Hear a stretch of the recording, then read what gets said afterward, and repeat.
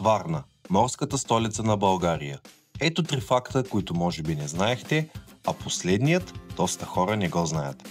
Факт номер 3. Най-старото обработено злато в света е открито именно тук.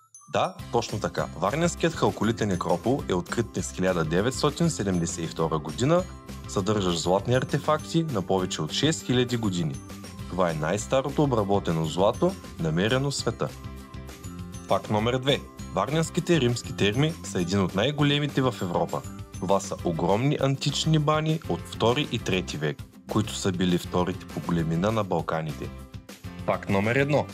Знаеш ли кой е първият шампион по футбол в България? Не е ЦСКА, не е и Левски. През 1925 година титлата печели Владислав Варна. Клубът побеждава Левски София с 2-0 и става първият официален шампион на страната. Следващата година отново печелят шампионата. Днес наследник на Владислав е Черно море Варна, гордостта на морската столица. А вие, знаехте ли ги тези 3 факта? И напишете долу в коментарите кой искате да е следващият град.